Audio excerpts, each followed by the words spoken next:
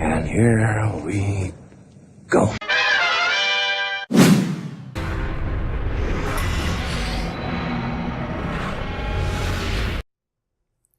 What is up, everybody? My name is Mike from the Super Wheeler Bros, and we are back for another review of Season 4 of Marvel's Agents of S.H.I.E.L.D. This time we are tackling episode number 18, entitled No Regrets.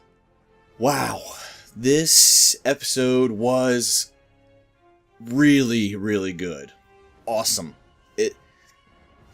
I'm having a hard time maybe taking that leap and putting it above episode number 15, Self-Control, but so much happened. Like 3 just major developments happened in this episode, and there was just so much good progressive storytelling. Like I said, over the past few reviews, this has by far been the best season of this show, and the episodes have been just progressively excellent. And while it started out where I was really shocked that it was better than other episodes of TV shows that I've loved for years, like The Walking Dead, where this season of Agents of S.H.I.E.L.D. just put the current season of Walking Dead to shame. I'm not surprised anymore. I don't know what the fundamental change was. I mean, I thought maybe it was just having Ghost Rider on. That's not it. I don't care if they bring Ghost Rider back now. The story they're telling now is even better than the Ghost Rider story they started with. Matter of fact, it's way better. It's been just really excellent TV, and I can't really say enough about the job that they've done in resurrecting this show. And it's my favorite thing to watch on TV. It's the thing that I can't wait to see right now. Now, granted, that'll probably change when Game of Thrones happens here in June or July. I can't remember which month it comes out, but right now, Agents of S.H.I.E.L.D. is my appointment television. And there's quite a few shows that I'm interested in watching right now. So that's high praise. This week, May finally kind of got to her a little bit. Finally. And it's predictably kind of took Coulson and a kid to be able to do it. But finally, we got a little development with May maybe getting some of her humanity back. And the entire setup of that scene was incredible. The action was good, especially the fight between a juiced up May and the Patriot, Jeffrey Mace. That was a really good fight scene. Really important to the story, and there was just so very much that kind of just revealed itself this episode. Tying into May's story really kind of got 2 other major offshoots going on, which was one, that once May finally realized what is going on, not exactly 100%, but she's starting to understand that maybe these people who are trying to save them and have infiltrated Hydra are actually right, and that she might be wrong. So she takes the Terrigen crystal into Daisy's cell and drops it on the floor. And they smile at each other. I loved that moment where they smiled at each other before Daisy is fully encased in her Terrigen shell. It was pretty cool. It was pretty cool. Obviously, we are going to have Inhuman Daisy back for next week, and I loved her line where she basically said, "Is it true? Are you an Inhuman?" May says this to her, and Daisy said, "Yes. Powerful enough to tear this whole damn building down." And May says, "I hope so," and drops it on the floor. It's great. It's great stuff.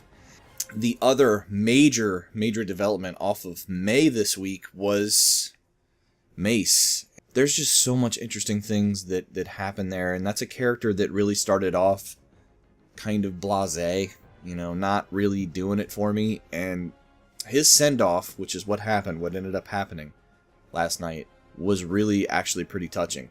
I didn't expect that. I didn't expect it at all. The music during this episode was excellent. It really conveyed the emotion that everybody was feeling in the scene. I didn't see that coming for sure. I didn't think we were going to lose Mace, Jason O'Mara, this early in the series. Thought maybe he was going to be around for a while. A very strong character, very good character, but that's just it. It raised the stakes a little bit, you know? Not everybody's going to be able to make it through this unscathed. You know, there are some fragments of this world that is good, as Gemma finds out. Like Mac and his daughter, and just how damn good they are together. And their interaction is so good. And it's really a shame that this is, you know, just as Gemma finds out that there is some things in this world that did change for the better. Most of it didn't. But that little tidbit did. We also get an insanely satisfying return for BJ Britt as Trip, whose time on the show was definitely cut short, and it was awesome to see him back. And this Grant Ward, you know, maybe he's finally getting through to Gemma a little bit, but it's going to be sad when he doesn't get to stick around, because this one has the Ward edge, but in a positive way. So it's a little different, and it's going to be sad when that happens. You know, it's definitely going to be sad when that happens. So everybody got something really, really good to chew on this week, and some really major story developments. The biggest one was definitely with Fitz, because we're kind of wondering how he can be this different, because everybody else is kind of similar, even if they are different. I mean, May is a similar human being, she's just got the cause wrong. Fitz altogether is entirely different, murdering Agnes in cold blood, and not feeling much at all for Daisy or Dr. Radcliffe. It's really, really just kind of crazy, and kudos to the writing team, kudos to Ian DeCasticker for turning that character on its head, and man, just making you hate him, because he is a bastard in this world. And the reason why is because of his papa. That was his regret. His dad is still alive, and his dad is not a very good man. He is not a very nice man.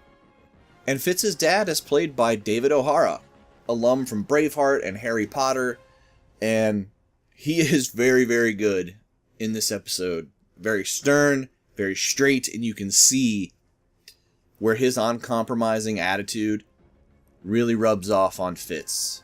That's the real bad guy right there. Definitely what's shaped Fitz into the man he is, and not the man that Simmons loves. And this storytelling is just extremely well done, and it's extremely interesting.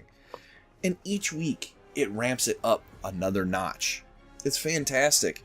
It's what I complained about all year during The Walking Dead or other shows that just don't know how to build upon each other.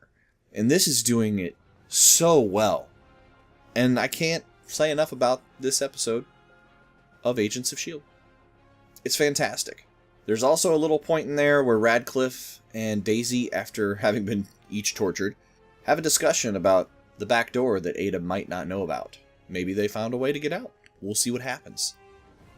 I thought that the way they ended the episode was extremely touching, with Ada walking up in the real world, our first snippet of the real world here in the last few episodes, where she walks up to Mace and he is flatlined, and she disconnects him from the framework. It was a really touching scene, and it was sad to see him go once again, but it does raise the stakes, it does make things a little more dire, and I really appreciated them having the guts to at least go after somebody who has kind of become one of the more important characters on the show. If I was going to score this week's episode of Marvel's Agents of S.H.I.E.L.D., I'm going to once again give it a 10 out of 10. I said this last week, and I'm going to say it again. Until they start to drop in quality, and this week was even better than last week, I can't go any less than 10, because right now, they're enjoying a amazing run, and I continue to reward something that has me so entertained and so engrossed with it that I can't help but be looking forward to it each week. That's really all you can ask out of a television show. Tell me what you guys thought about the latest episode of Marvel's Agents of S.H.I.E.L.D. in the comments below. If you enjoyed this review and you want to see more in the future, including all of our other segments on the channel, don't forget to hit that subscribe button. My name is Mike from the Super Wheeler Bros, and as always, my friends, have yourselves a super week.